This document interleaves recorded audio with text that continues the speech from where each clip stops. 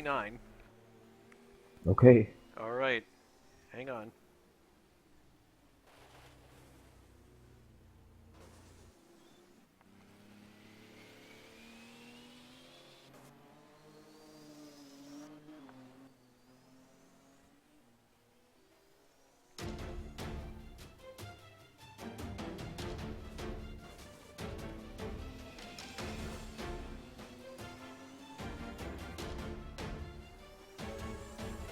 We are live once again. Historic Sim Racing Organization presents round number 1 of the 1983 DRM series from Zolder in Belgium. I'm Jason White, I'll be your commentator, and I'm joined once again by our sound and physics maestro, Richard Wilks. Richard, good evening. Good evening, Jason. How's it going? Everything's fine today, this lovely evening, with these lovely cars. What about you, Jason? I'm doing great. It's funny because we have to keep thinking about, is it daytime here? Is it nighttime there? In my case, it's in the afternoon. In Richard's case and many others, it's evening. So the cars are in their warm-up period at the moment. And while we have a moment, let's talk about this series in particular. Those of you who love Group C racing, this is the 1983 DRM series. Lots of recognizable cars here. The Porsche 956 comes to mind, the Zach Speed, and I guess... Ford C100s. And the Lancia LC2. Probably the thing that everybody's thinking about right now is, will the Rothmans Porsche be the dominant car in this series? What do you think, Richard? Well, of course, the official team, the Works team, has a slight advantage, especially in terms of horsepower. But there are a lot of privateer 956s here in this series, and some of them can upset the scale. We know that in the real thing, the privateers sometimes beat the Works team, so we might see that today. Let's take a look at the cars that are in this series. The series is broken up into 2 groups. There's Group C, which are the larger, more powerful cars, and Group C Junior. And they're on your screen right now. You can see in Group C there's Porsche 956, Porsche 936C, the Lancia LC2, the Zach Speed Porsche CK5. We'll see a few of those. The Sauber and the FMKA. In Group C Junior, you have the Mazda, the URD, I don't know how to say that, the Cadenet Cosworth? The Cadenet? The Cadenet, yeah. Yes. The Harrier Mazda, the Alba, is it the Sturmbo? The Shetmo from Shetmo, the okay. Hoover team, And the Lola. The Lolas. Yes. So those are the cars that are being used right now on screen. We're looking at James Headlight Man Knowles driving the Alba. He got this car last minute for this race. He's not a regular season driver, and he's being followed by Florken Mark, and actually in one of the Rothmans Porsches we talked about earlier. Those two are driven by Florken Mark and Philippe Martinelli. So it'll be interesting to see if they can extract the maximum performance from these 2 cars. Yes, I would say that the C Junior category will be a bit more open. It's a bit more hard to predict there who can win this race. Although the Albas are in a good position, they have good downforce for these kind of tracks, so they might have their life easier today. Looking at the track now, this is Zolder, and many of you who have watched Formula One are familiar with this track. It's in Belgium. This is the track that stood in for Spa while it was being remodeled. 4.011 kilometers around, a little less than 2.5 miles. Today's race is going to be 36 laps, and that race is going to be just roughly a minute and a half from now. A little less, actually. We will start the warm-up procedure, or the reconnaissance procedure. Yes, the DRM was a special case among Group C championships back in the day because it was a completely sprint championship. There were no long races here, and people just used maximum power, usually only one driver. It was basically a sprint series ran with endurance cars. Mm-hmm. We're watching Mick Chapman now. Yeah, Mick Chapman, he's actually doing okay with the 936C, a car that was, well, it was a bit bad-mouthed on the forum for not being competitive, but he seemed to have acclimatized himself well to that car. Yeah, Mick. Whoa, he just he had to dodge Simon Watman there in the main straight. Yeah, Mick is a very adaptable driver. Last year he was running all things from F1 to USAC in the opens, so yeah, he may end up surprising some people here.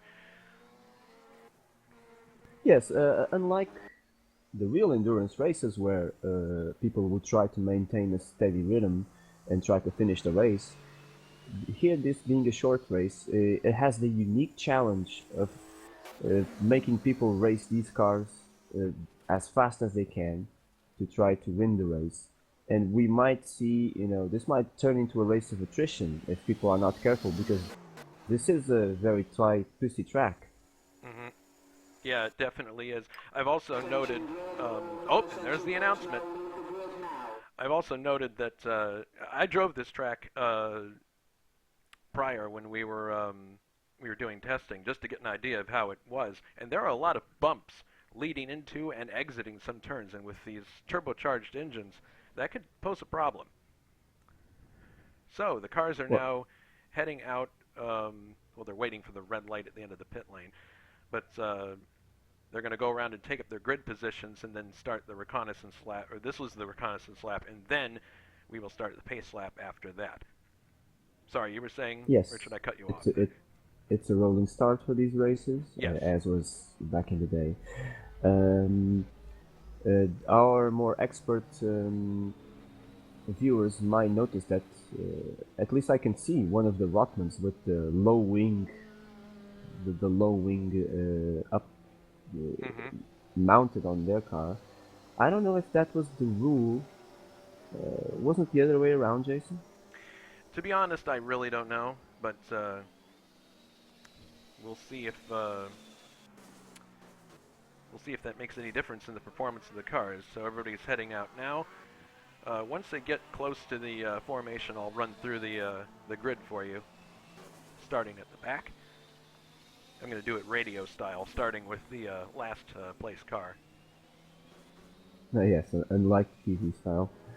Yes. Um, these very well modeled cars, I would say. Beautiful to see them on track. Yeah, they are beautiful, and then very nice turnout. Those of you who watched the Formula One 1978 race that we had a week ago, or actually it would have been more than a week ago, but anyway, uh, in that race we had 28 cars, and here we've got a good field too of 24.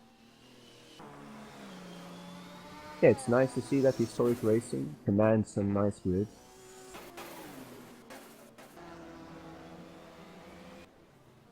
Actually, I'm going to take the time now and go through the grid itself while I have the cars on the get a good shot of the. Nah, I'll do it from the grid itself.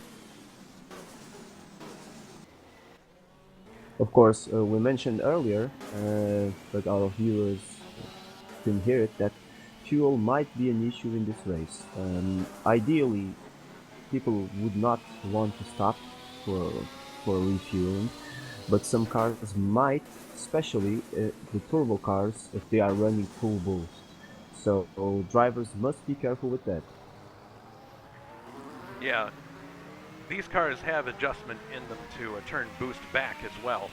So if fuel does become a concern, one thing you can at least do is cut the boost back.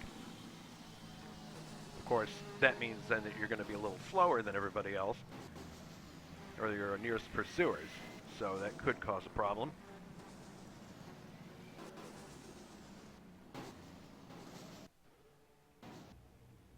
All right, so cars are pulling up onto the grid now.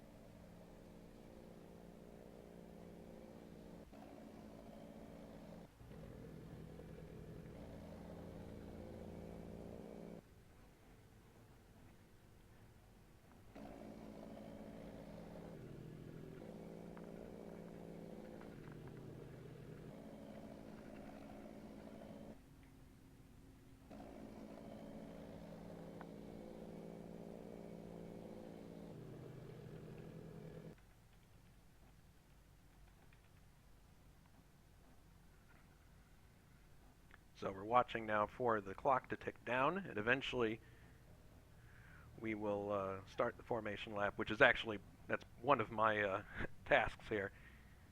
Not just commentator, but steward.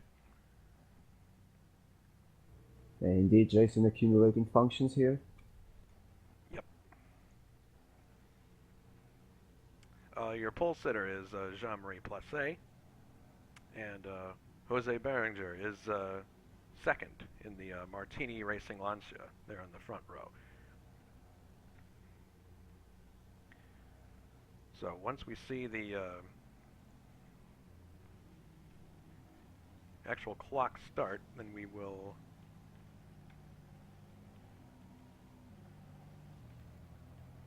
be departing for the pace lap.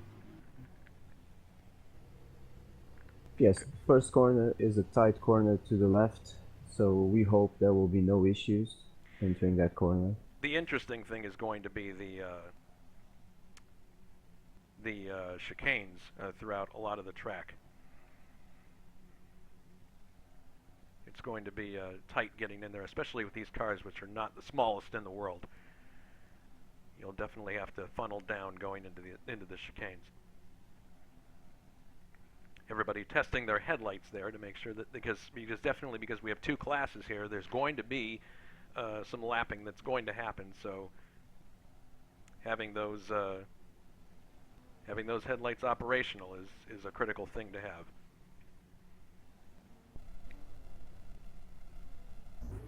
All right. Now, yes? No, go ahead. Sorry. No, I was going to say that we are seeing a very nicely balanced grid here in terms of performance-wise, because we have some Lancias and even Jacob with his Ford mixing up with the Porsches. So I'm sure this won't be just a Porsche walkover, fortunately. Yeah, that'll be good for us. Okay, the cars are starting their engines, so in a moment we will be starting the formation lap.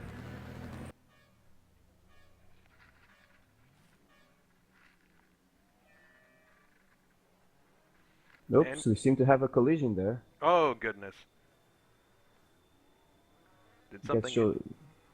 Jose just, he stopped in front of Philippe Martinelli, and Philippe Martinelli bumped into him. I can see some light damage in his car. Goodness.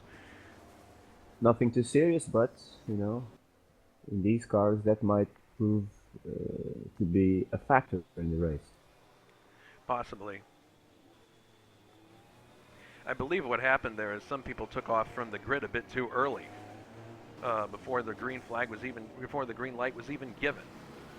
So I'm sure that's going to be a topic of conversation when we finish. All right, so I'm going to go through the grid now. Starting 23rd, driving the now 23rd is Ivan Daniel. Well, now he's back 22nd again. 21st is Simon Wattman in the Lola, starting 20th. James Headlight Man Knowles in the Alba, starting 19th. Yannick Lampure in the other Lola. David Yunt starting 18th in the Mazda. 17th, Dylan Canton in the BF Goodrich Lola. 16th, Mick Chapman in the Yost Racing Porsche 936. Then next 15th we have Philippe Enrique in the MCA. 14th is Richard Coxon. 13th, Pascal Labrive in the URD, the only URD in the field. 12th is Ray Radal in the Jost Racing Porsche 936C. 11th, Mike Becknell in the Kramer Porsche CK5. 10th, we have Claudio Augusto in the Brunn Motorsport C-Car. 8th is Jacob Fredrickson. I think I have to speed it up here a bit. 7th, Roberto Mello. Gerard Rion is 6th. Alberto Ibanez 5th. Philippe Martinelli is 4th in the Porsche. Rothman's Raul Yareb is 3rd. Jose Berenger is 2nd. And your pole sitter is Jean-Marie Placé.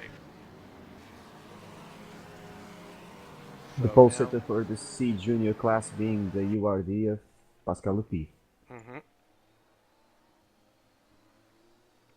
That's right. We have to remember there are two classes here.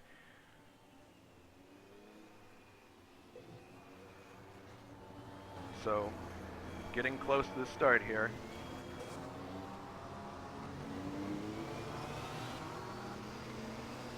User entered your channel. And the race is now underway. User disconnected from your channel. Jose might have been a bit optimistic there on the lights, but he jumped it and he's in the lead. He is in the lead now. Running live on Jean-Marie's front. So it is Behringer in first. We already have a problem. We already have a collision. Oh goodness, where? Alberto Ibanez and Robert Melo are off the track trying to rejoin.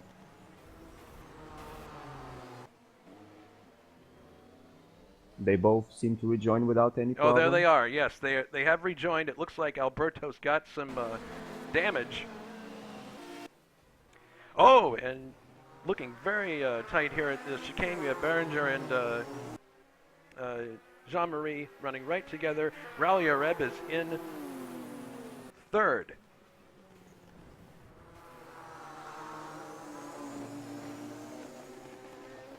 Lots of Lancia fans, I'm sure, watching today, so it'll be interesting to see what happens. Oh, Jean-Marie Placé looking on the inside. Looks like he's got him. Very close, but Behringer... he tried. He tried. Yeah, Behringer retains the position, so we're coming down to complete one lap. See if he tries again. No, this chicane's really tight, so he's not going to do it there. But here they come now to complete the first of 36 laps. Jose Behringer is in first. Jean-Marie Placé second. Raul Jareb is third. And if we go back and look, Philippe Martinelli in the Rothmans Porsche is fourth. Gerard Rion is fifth. Oh, goodness. These two are fighting tooth and nail. Oh, Jean-Marie just managed to get by, so we have a new leader, Jean-Marie Placé in the Boss Porsche. He has taken the lead indeed, Jason. Yes. And we will see if Jose can catch him now, or if he will just lump off into the distance. Well, the interesting thing will be the traffic that will come into play through the chicane. You can see while Jason show you the leaders of the main class, I can tell you that the fight for the C Junior class is also very hot between Pascal Lepif and Richard Coxon. So we will have action on both fronts today. Let's take a look at that. Now Richard Coxon has lost some ground because the Class C car of Philippe Enrique is between him and Pascal. Yes, we are now looking at the class leader, Pascal Lefebvre, in the URD, I believe. The only but URD. Knowing, yes, the only URD. But knowing Richard, I think he will try everything to catch up again. Ooh, oh, goodness me. We have a collision. Philippe Enrique hit Pascal Lepif, and he rolled over, and now Richard Coxon is in the lead of the C Junior class. All right, here's a replay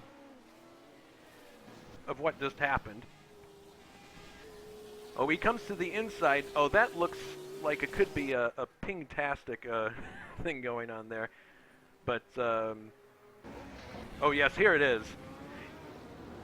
I think that might have been actually a technical issue on his part. I think so. It seemed just the car suddenly hit Pascal, so... Yeah, it seemed odd there. Meanwhile, Jean-Marie Placé has pulled out a little bit of a gap to Jose, so we'll see if he can... he's built up a bit of a cushion here. Meanwhile, let's go a little further back. Raul Yareb is in a solid third, and then we have a battle heating up here between Philippe Martinelli and the Rothmans Porsche and Gerard Rion. Gerard Rion is in his home race here.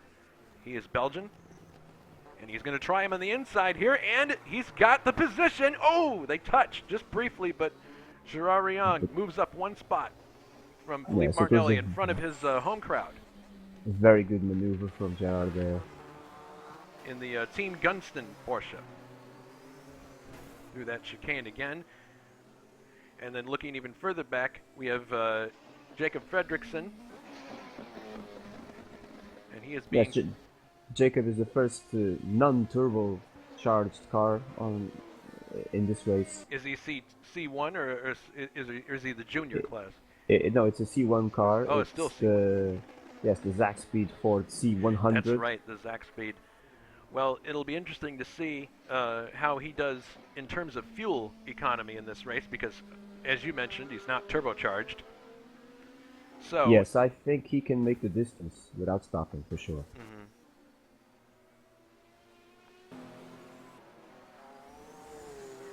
So Jean-Marie is still leading, and Jose Berenger is second. That battle seems to have cooled off a bit. Raul is in third,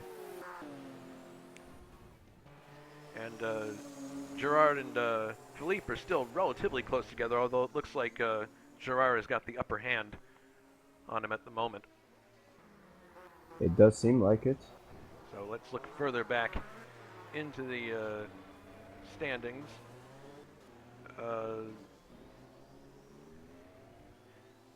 Yes, Pascal is much further back now. The lead, here we're looking at the lead C2, or the junior class, I believe, and leading right now is Dylan Canton, is that correct?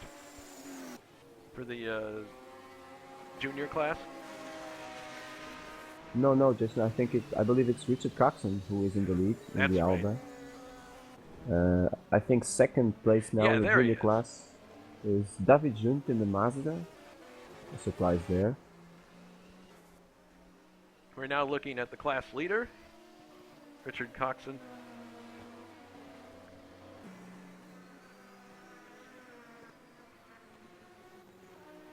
And he's got actually a C car behind him, Florkin Mark, the second Porsche. Yes, he was delayed in the beginning. He's trying to come back through the field, as is Robert Melo with the other Porsche.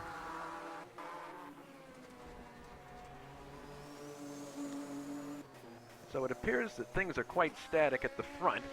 Moving back, looking at Jacob Fredrickson, he's being pursued by Claudio Augusto. And Jacob's in the Zack Speed, and Claudio is in the C car. What's amazing is that we still have everybody running.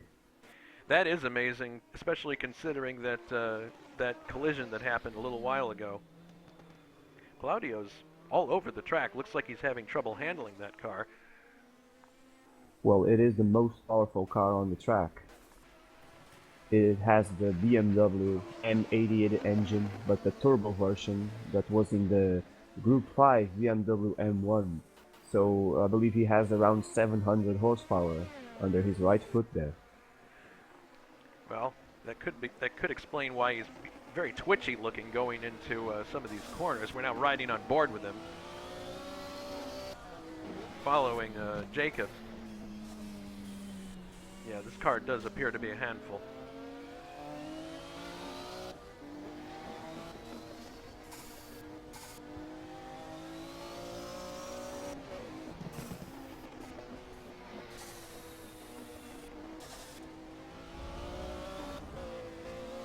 Whoa, whoa, whoa, whoa, whoa. He is having a really difficult time.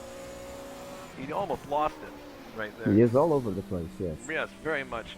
We have, oh, there's a piece of debris there. I'm not sure who that belongs to. We have now a very close fight for second place in the C Junior class between David Junt, Dylan Canton and Pascal Lefebvre. They are all running together. Oh, you're right, they are. We're looking at that now. David Yunt leading Dylan Canton and Pascal Lefebvre. So it looks like Dylan driving the Lola, maybe looking for a chance to strike here, and now we're riding with him, right on his front nose. Ooh, not a lot of room there. Oh, goodness, did you see that? I certainly did, Jason. Pascal Lefebvre tried to overtake, but overcooked it, and he's right back where he started. Although, look at him, he's coming up on the right there. Great racing. Oh, he surely has the horsepower with that BMW engine. And he gets but he by. was sure a bit optimistic there. Oh, and they're actually Mick Chapman's behind this group, so he may join the fight in a second. Looks like Dylan's going to try to... No, he doesn't have quite the room there. But this is one of the... Oh, goodness! David Young has spun out. Lost it. Oh, no, no, no, no, no! Oh, goodness! Oh! He just ran into Yannick Lampuri because he was trying to loop the car. Let's look at a replay of that. So here comes David down for the and goodness, was there contact there, you think? Well, it's hard to judge. It was light, so maybe it didn't amount to much, fortunately for both. But David Junt now lost the advantage that he had, which might prove hard for him to recoup that because the Mazda is not very fast. So it's a shame for him. Back to live action now. And actually that plays out really well for Pascal because he was trying to recover after what happened to him earlier. So now that plays right into his hands. Yes, he's back to second in the C Junior class. And meanwhile, the leader in the class is still Richard Coxon. Philippe Enrique is right behind him, but I believe Philippe is quite a distance behind. In fact, he may be a lap down already, yes. Or no, wait, he is. He's right behind him. Yes, but he's running, his car is a C1 class car. Oh, in fact, here he is trying to overtake Richard, but don't think that will work. No. You might need a bit more track than that, Jason. Just a little bit more, yeah. All right, let's go back to the front, see how we're doing. The leaders are already lapping our yes, slowest the leaders cars. are now lapping the slower cars. Jean-Marie is having to handle up Mick Chapman next. He just dispatched David Yunt, who I'm sure will be fuming in that cockpit. For all the reasons in the world. Yes. The Mazda 717 certainly wasn't the fastest car around. Although it had the bulletproof reliability, it actually won the class at Le Mans, although it won it because it was also the last car running, basically. Mm-hmm. I'm glad that I have Richard here because we don't. I'm not as authoritative on these cars, the history of them, as he is. So I'm glad he's here to correct any mistakes that I make in identifying cars. Well, all pleasure to help, Jason. Alberto seemed to have abandoned the race, and David Junt will soon follow because he seems to be with his nose stuck into the barriers. Oh yes, David Junt is back stuck in the barrier once again. Let's take Yannick Lampur. Here's the replay. DNF. Oh, he got into a big brouhaha with Yannick, it appears. Run that yes, back. Yannick is out of the race already. Yannick is out of the race as well. Shoot. Let's see this.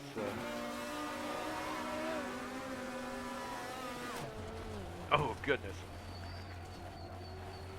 Yeah, that's not good.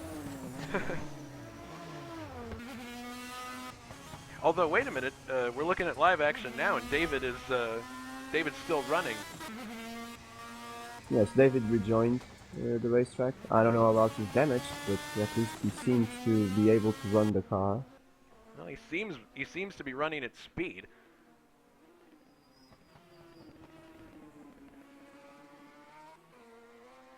We'll have to keep an eye on him and see. But yes, Yannick is out of the race, so we have two DNFs so far. And we're now looking at the second place car in the C class of Jose Berenger. Ooh, he had to take a big swipe of the wheel to keep the car straight that time. Oh my goodness, it looks like he may have a problem of some kind. The car looks incredibly loose coming out of corners. I believe maybe he might have overcooked his tires a little bit trying to run after Jean-Marie Placet. That's possible.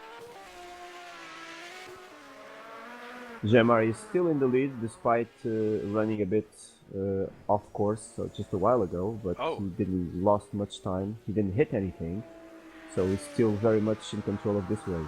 Let's do a rundown of the... Ooh, goodness! Oh, no! Oh, my goodness! We've just had a collision with the leader and Roberto Mello. High drama! My goodness! So that means that Jose Berenger takes the lead. Yes, He is. He's in front. Unbelievable. Unbelievable. I guess a replay of that is in order. Yes. Robert Mello is also out of the race, so it was a big hit for It both. was a huge hit. Run this back now. But good grief. Unbelievable. I'm going to look at it from inside the car.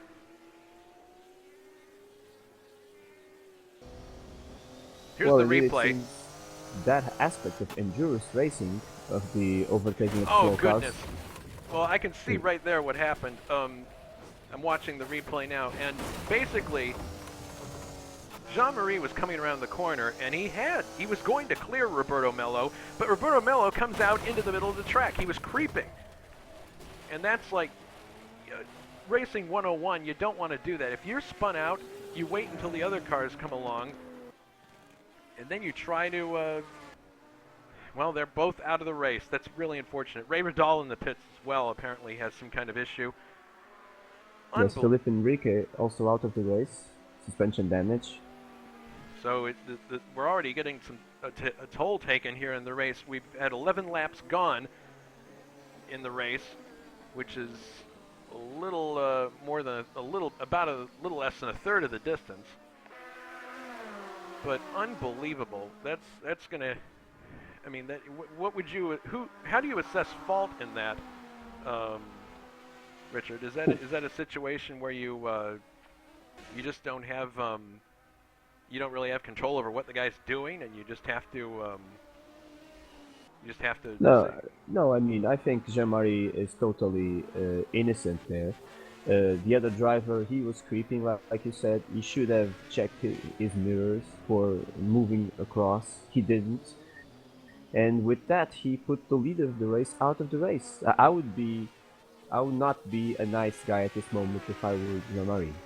No, I imagine that the forum is lighting up with reaction to that. Anyway, looking back through the field now, the other person that benefited from that is that unfortunate incident was Gerard Rion, who is now in second with the Gunston Porsche 956. And he's being pursued by Raul Yareb, who is third, Philippe Martinelli fourth in the Rothmans Porsche, and Jacob Fredrickson is in fifth. First place in the C2 class, or the C Junior class, is still Richard Coxon in the Alba. And it's actually, if you like points, it's going to be a good day for the C Junior class, because I don't believe they had enough cars so that somebody is not going to have points. So everybody will get points, apparently, in that class. Gerard Rion actually is now coming up to lap Richard Coxon. He goes on the inside. See now that... Ooh, goodness. I think Richard saw him there, but perhaps the rate of closure for Gerard was more than he thought. And now I'm sure his heart is pumping faster. Yes, now. Now Raul Jareb has a much easier time getting by. That particular corner there is quite a tight one. You have to take it in first gear, and it's not easy to get around there. You have to slow down, and then you have to. Then you're in a situation where you have to lay the power down as quickly as possible, and if you're too eager, you can easily get the thing loose.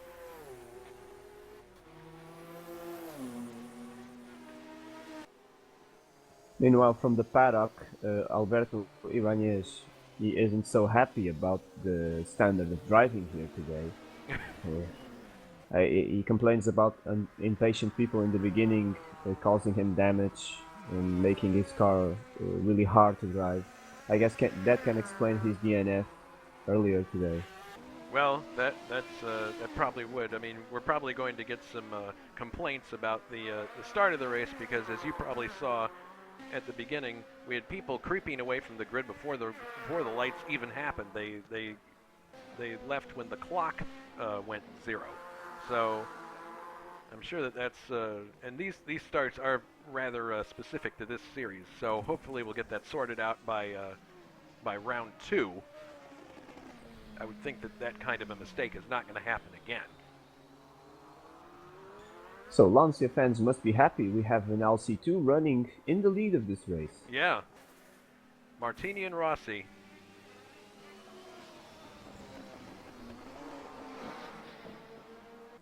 And he looks like whatever was plaguing him before, handling-wise, looks like he's doing quite well now. Car seems to be handling good. He doesn't have to chase Jean-Marie anymore, so I guess he can just, back off just a little bit. He has 10 seconds over Gerard Rion. So yeah, he has a 9.79 second gap presently to Gerard Rion.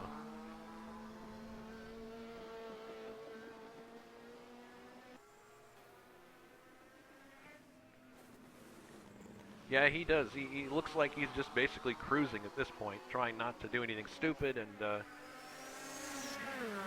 hopefully we'll see what happens. For those of you who are watching other series, Jose Berenger is going to be one of the drivers featured in our International Race of Champions because he won a touring car series last year. So that series coming up January 31st, and that will be streamed live, and lots of very exciting drivers there, Richard. Indeed. I do wonder if Jose has any experience on ovals, because it will be one of the features of that championship in particular. Yeah, I'm willing to bet that there will not be much experience there.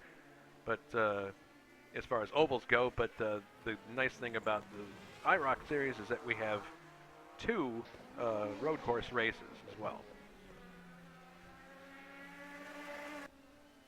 Indeed, and he's a fast driver. I think he can adapt fairly quickly to that style of racing.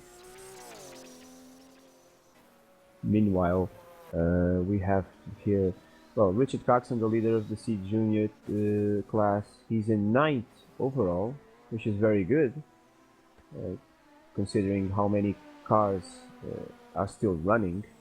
He's in front of quite some C car class cars. Of course, Richard, I placed him as a favorite to win this class right before the get-go, because he's a well-known fast driver, a regular driver, and he's driving, a fairly good car in that class, the Alba. So I was expecting to see him in the pointy end, and he is. Well, he looks like he has a decent amount of distance between himself and Pascal. So maybe yes, Pascal was the only competition I could see to him. He did get the pole, but I don't think he is as regular as Richard, and I think the URD might be a bit harder to manage with the power that he has. Yeah, Pascal's got a good distance to make up here. We're watching him now just come through the chicane. So he's so it's going to be interesting to see if he can reel him in before the race is over. We'll have to keep an eye on that. Yes, meanwhile in the leads, if anything, Jose is actually gaining time on Gerard Rion. He has now 11 seconds of a lead. So I guess if nothing dramatic now happens, you can manage that, although we are just now approaching the middle of the race. Well, it looked to us like Jean-Marie was in a similar situation, but look what happened to him. He came in contact with back markers, which is what Jose is about to do right now, coming up to the chicane. He's got 2 back markers he has to deal with, and they've got their own little battle going on, and this is going to, oh goodness, this is going to be difficult. He's flashing his lights. He wants to get by, but he's by David Yunt. Now he's going to try to overtake, and Becknell lets him through, so that was good. That looked like it could have been contentious, but thankfully he had a much easier time lapping than Jean-Marie did. Well, actually, I take that back. Jean-Marie's incident had nothing to do with lapping, per se. It was because Roberto Mello's car was creeping forward as he was on the left-hand side, trying to miss him. Yes, he wasn't even running at racing speeds there. I think it was just a dangerous move rather than a problem overtaking back markers. Yeah. I would hasten to add that Roberto Mello does not have many starts in HSO. To my knowledge, this is his 5th start, and to this date, I don't think he had finished any races. So that non-finishing streak continues, and unfortunately, it takes out the leader. So looking further back in the field, since Jose is basically on his own, Gerard Rion also is in a bit of a no man's land, cruising at a pretty decent clip. He's actually now coming up to David Ewan, and he's going to have to lap him similar to how Jose just did. And he doesn't have a problem there because that was on a straight. He had plenty of room. It appears that Gerard's car has got some battle damage on the left-hand side. So Indeed. But it might have been a collision earlier. Somewhere, but apparently he's no worse for wear and continuing okay. Raul is looking really good. Raul, my teammate in the Brabham team in F178, having a good run. And Philippe Martinelli in the Porsche. Oh, he's got damage too. The front end of his car is actually bent if you look closely. Looks like he's had an impact with somebody. Probably it may have been overtaking. Who knows? Lapping. Or in the beginning, as we saw on that slightly botched start. Yes, possibly that was another situation because he was starting 4th, so perhaps that was also that had something to do with it. Jakob Fredriksson, he's still in 5th with the Zach speed. Yes. He's running very calmly. I think he's awaiting, trying to see what happens with the turbocharged leader. He's coming up on Florkin Mark now, who has lost his front clip. So Florkin's probably going to be heading for the pits to replace that. And he wisely... That's not something you want to lose. Oh goodness, he's having difficulty getting back to the pits, but he did let Jacob through with no problem. Now Jacob is taking Simon Wattman. So it looks as if now people are starting to get the message that they got to drive a little cleaner.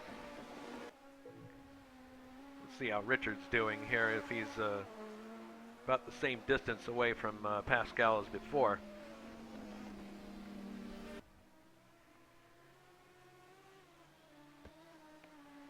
So here comes Richard through. Yes, looking at the lap times, Pascal doesn't have the rhythm to catch Richard at this point. And actually now Pascal's got several cars in between him and in between him and Richard, so it doesn't appear that he's making any headway.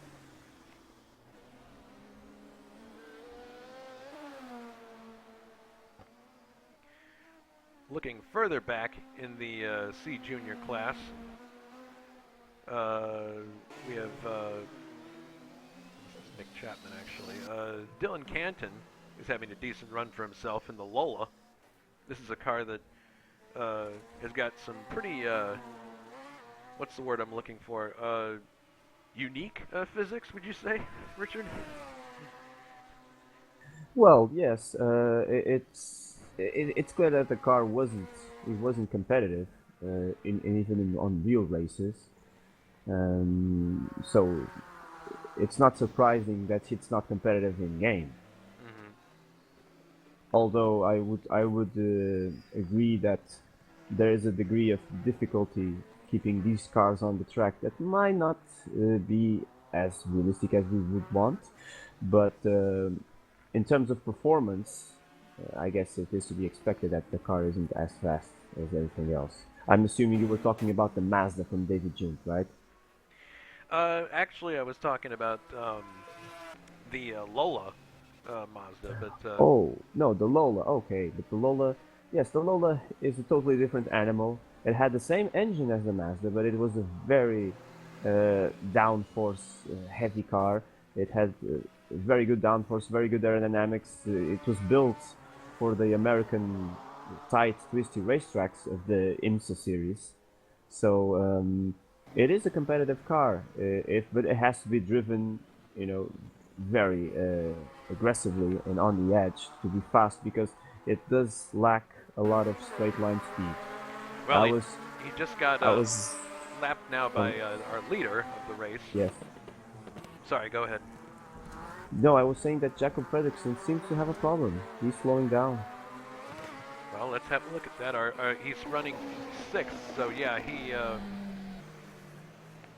yes, he has some kind of damage on the left front, and he is getting passed by a lot of cars. So let's take a look back and see if we can see what happened.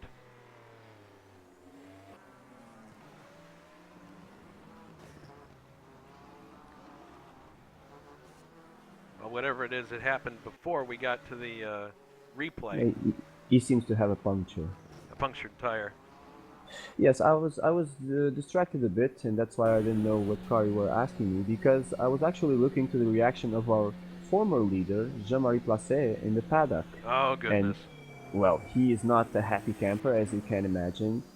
He complained about, obviously, Robert Melo coming, swerving in front of him with a damaged car. And I think he's right on that instance. Yeah, I don't think most people would argue with him on that one. Um, so Jose continues to lead, and his gap now is 9.9 seconds, so it's about the same. It hasn't gotten any bigger, it hasn't gotten any smaller. Ivan Daniel there making room for him. And Jacob Fredrickson is now out of the race, unfortunately. He came in, tried to Indeed. fix it, and apparently the damage was terminal. That's unfortunate. So that promotes Mike Becknell in the Porsche CK5 to 6th place now, behind Claudio Augusto. Furious Mike Becknell. He also got this car at the last minute. That's a good performance from him. Yeah, I would say so.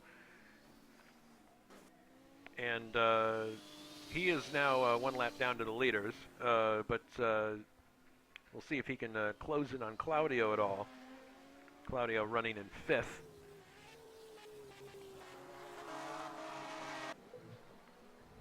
It does pay off to stay on the track.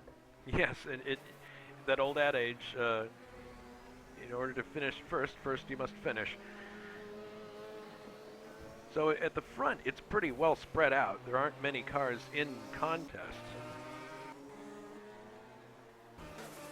Looking for potential battles on the track. Here is Mick Chapman, and but I believe these are cars of two different classes, Ivan Daniel and Mick Chapman.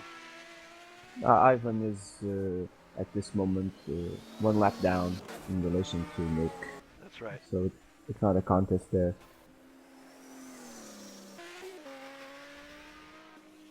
So now we're watching Pascal Lefebvre, and he's trying to close in on Richard, but last we checked, there wasn't much of a gain. Let's see if we're going to be at the start-finish line here. And Richard crosses the line now. Let's see, now we're waiting for Pascal.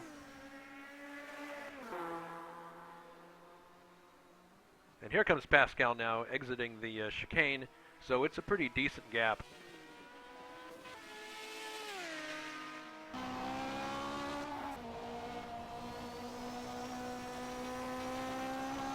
"23 laps now, so 36 total. So in another 3 laps, we'll have 10 laps to go."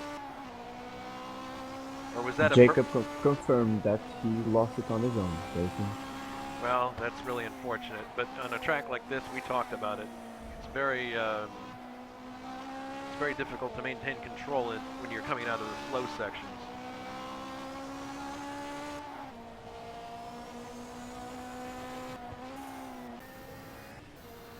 So here is, actually, Richard is about to be lapped by our Group C class leader.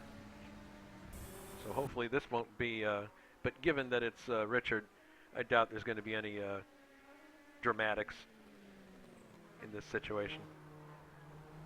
Yeah, I believe the second place to Class C car, Gerard Rion, probably has decided to just, you know, call it a day and come second because he's losing round to the leader.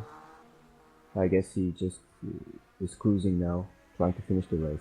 And here comes Jose by the C Junior class leader, Richard Coxon. So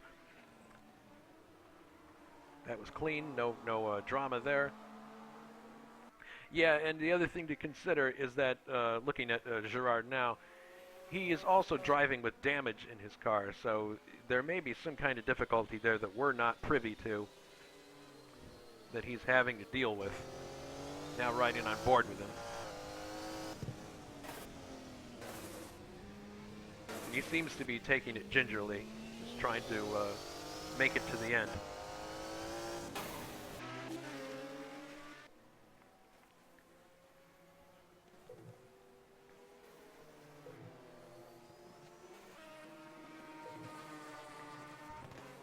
And the one Rothman's Porsche that we were so afraid that was going to dominate this race turns out is it's Philippe Martinelli carrying the torch for that team in 4th place, but he's not in any particular contest either. Claudio's quite a distance behind him. Are you surprised at the large gaps that we're seeing between cars? Well, not necessarily.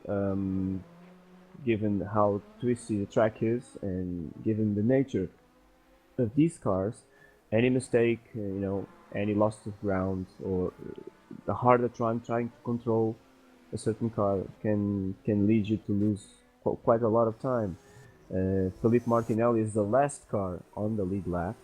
Everybody else is already a lap down to Jose.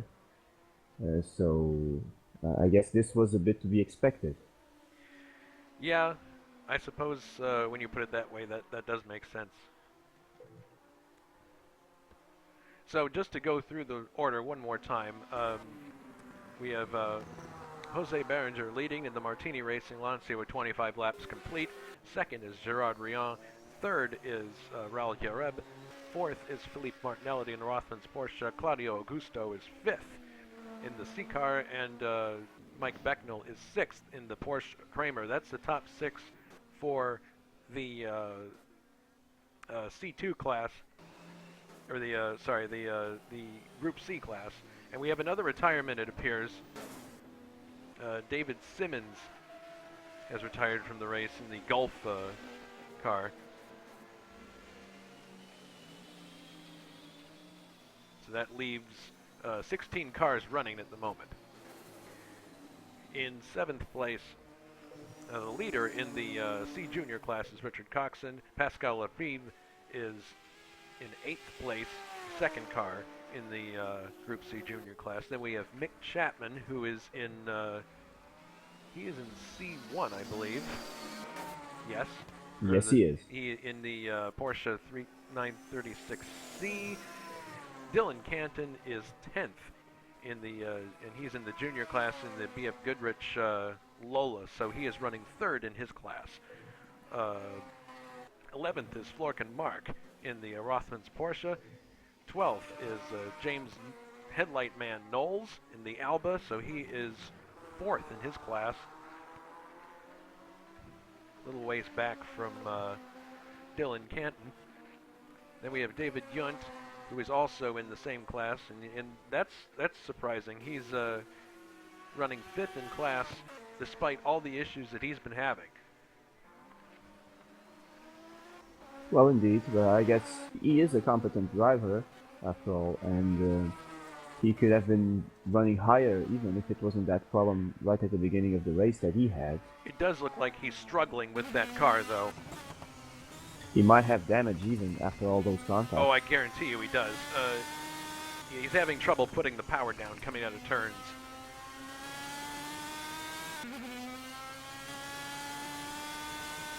Yeah, he's weaving all over the place, just trying to keep the thing straight.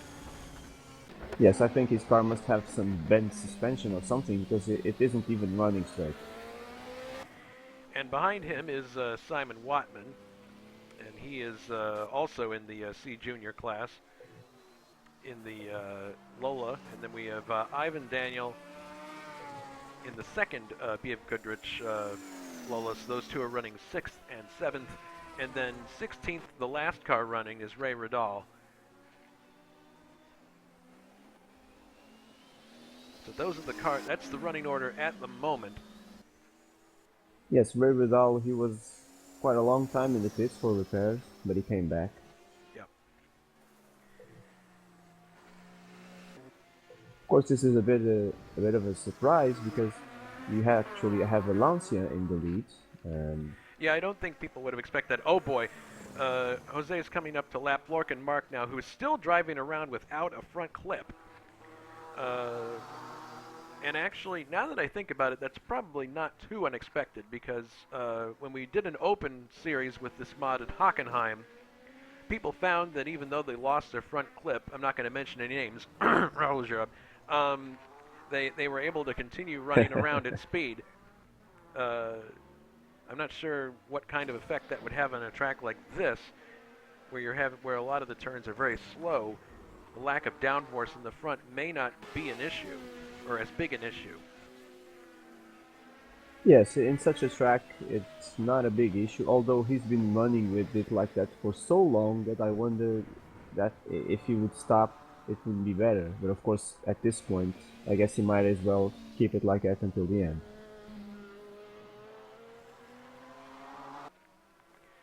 Looking back now, Jura-Rion is clear of Richard Coxon as well, in second place. Oh, we have a development now. Raul Jareb is coming into the pits, and he has damage. Yes, he's missing his front clip. That's really unfortunate because he was virtually assured of a podium finish.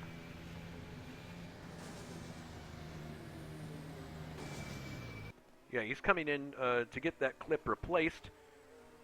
So that's going to drop him way down the order. Indeed, Philippe Martinelli is now up to third. So the Porsche is asserting itself now, the Rothmans Porsche, but not in the way we had expected, through attrition.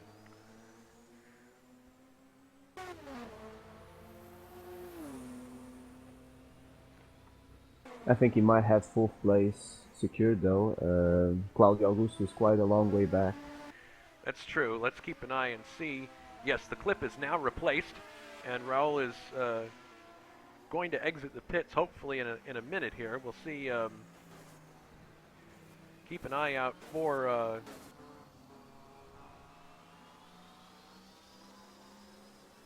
Claudio Augusto.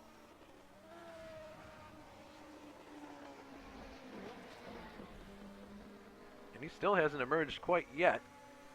Yeah, you're right. That's a huge gap. Meanwhile, Florkin Mark continues without the clip. Although, okay, here comes Claudio Augusto now. So that repair is taking quite a lot longer. So Claudio moves up a position. There's James Knowles. So it looks like this is going to be far more costly to Raul than we thought. Apparently there are other things to fix in that car besides the front clip. Indeed, he's dropped down to 5th now. The next car that will overtake him will be Mike Becknell. And Becknell's about halfway through his lap, so he's got a little more time. Oh, Raul is now back on the track, so that ended up costing him 2 places. And he's got other damage on that car besides the clip. So hopefully he can bring the car to the finish without much trouble. Jose is quite comfortable in front. He has now 26 seconds over second place man Jarquio. That's a huge, I mean, last time we looked, that gap was 9 seconds, so it has ballooned in the last few laps, so he's in a class all by himself. Way out in front, and he's the only Lancia in this race.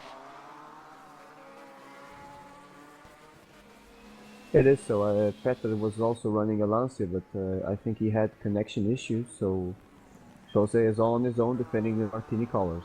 But he's defending them quite well. Coming up now in Dylan Canton, he's going to put him another lap down. no problem there.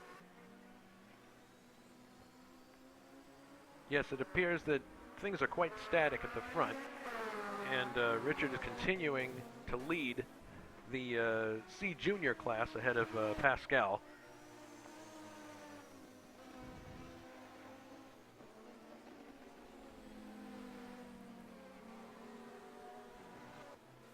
So we have now 7 laps to go in the race. So this one's going to be wrapped up relatively quickly. Looking back over this race, several surprising moments. Unfortunately, a lot of them involved less than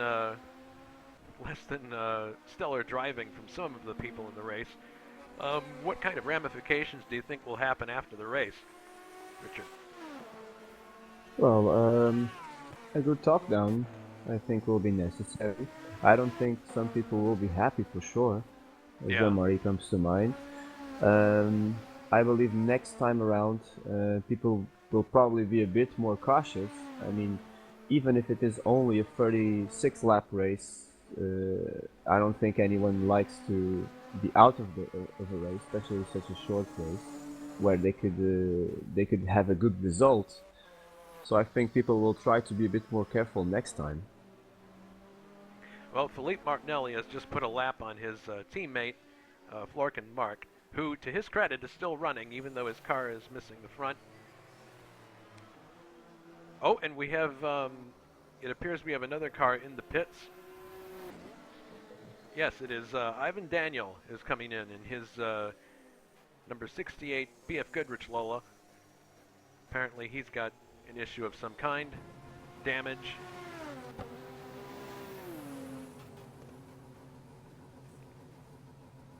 I believe it can only be damage. Yeah, at this point, why would you, unless it was fuel, but in the case of these cars, I would doubt that would be the case.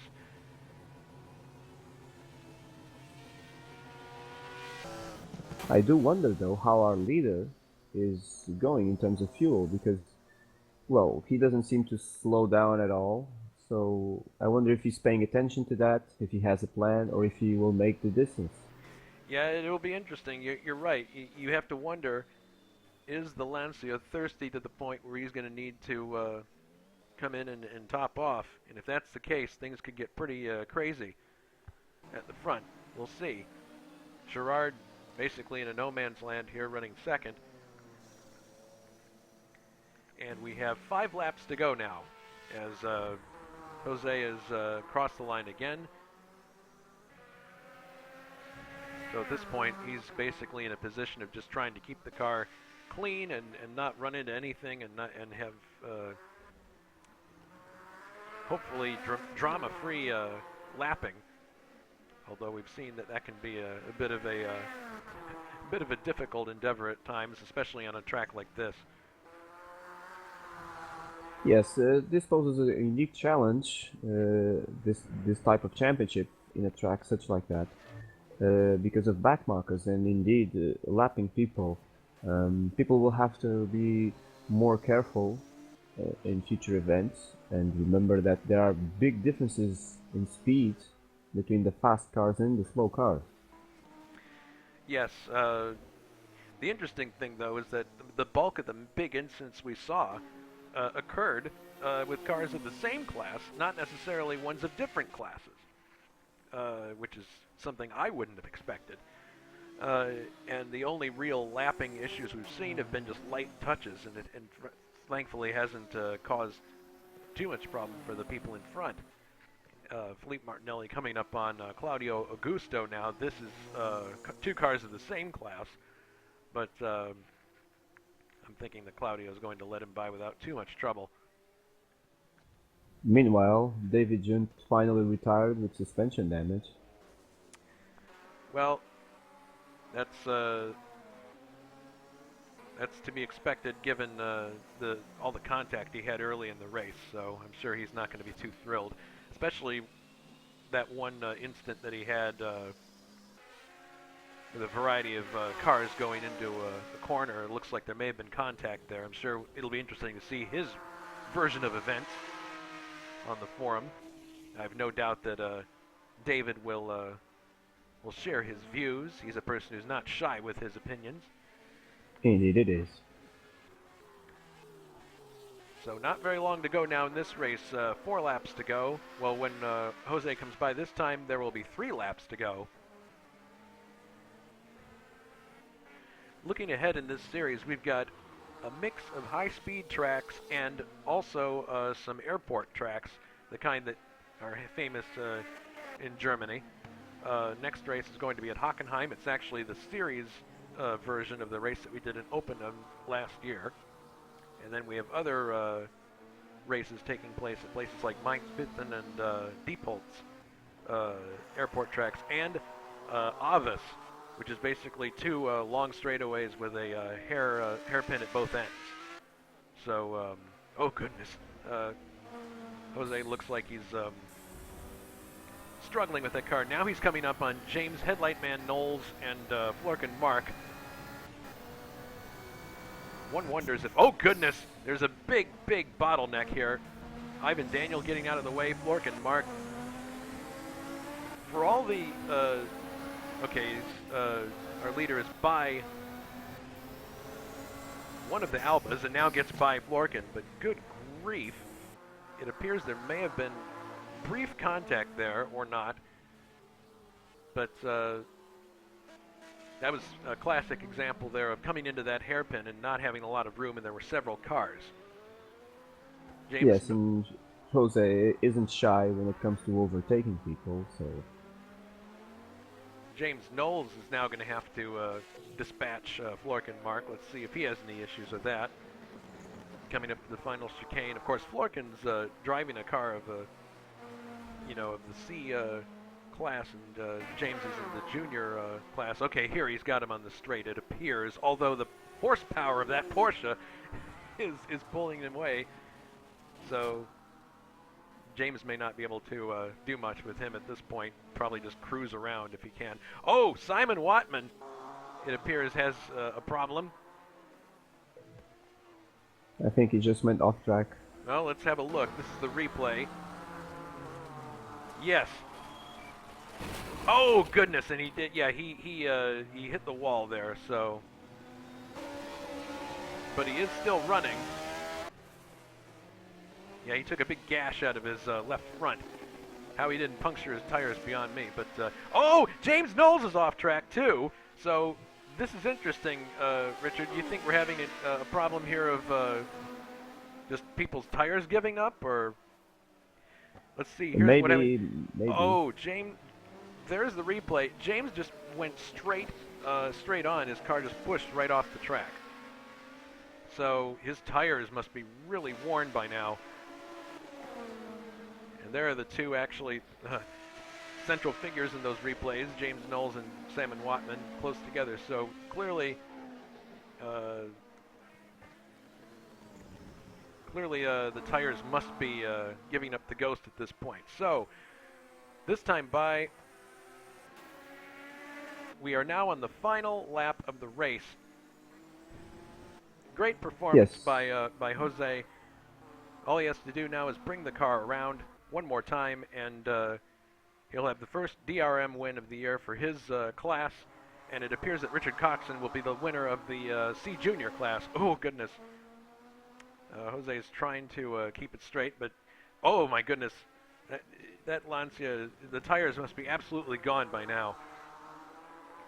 But it seems that our concerns about fuel consumption did not materialize. No, they did not. It seems that we will all be able to finish. Through the chicane one more time.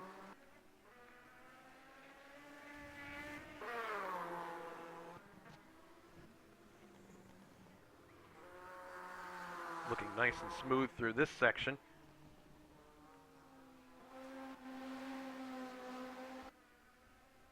So this will definitely realign our assessments of this series. We thought the Rothmans Porsches would be the class of the field. It proves to not be the case. Coming through now to the last chicane. Across the line. And there's the win. Jose Berenger Well done wins. there. Yeah, very good result. Finishes the race in just under 1 hour. Here's second place, Gerard. Ooh, running wide. Coming for the finish here. His tires must be really cooked as well. It was a solid performance from Jared. He kept out of trouble, and it's a well-deserved second place for him. Yes, here he is coming across the line just now to take second place. Great performance, and as I mentioned before, this is his home track. Oh, goodness. It appears that Felipe Martinelli may have had a slight altercation there. Or... Oh, and we have a change of position. On the last lap, Raul Jareb just passed Claudio Augusto. Just now, he did. That's right. Let's look at the replay. Here is the replay, and you're right. Oh, goodness, he just got by on the final corner. Amazing. So, I mean, that's very impressive to have something like that happen right at the very end of the race. I mean, he had that issue with the front clip, and here he is able to come back and get that position back. So he finishes fourth, Claudio Augusto fifth. Becknell was a lap down, or 2 laps down, and he's already in the pits, in the garage. Richard Coxon wins the C Junior class. Pascal Lafebe will finish second in that class, and Dylan Canton third in the C Junior class. Quite an interesting race. Yes, we have everything in this race. Drama, last lap actions, it seems. It's surprising that Lancia could win, although I think the Porsche onslaught suffered from that unfortunate accident with Jean-Marie Placet. He was dominating it until then. Richard winning the race in the C Junior class. Well, he was one of the favorites, but I think Pascal was a good challenge for him, and especially in those fast tracks that you mentioned before, he might have problems keeping Pascal at bay. And we will see what will happen in the next few races.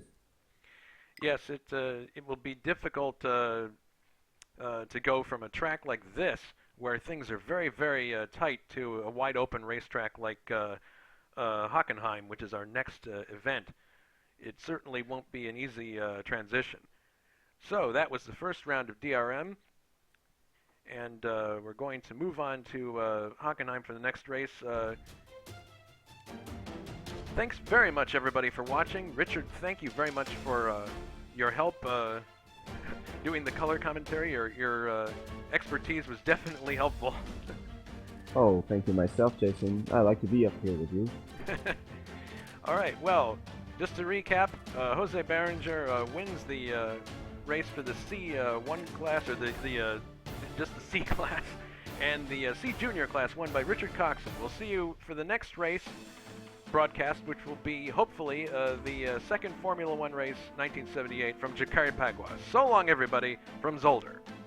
Bye-bye, everyone.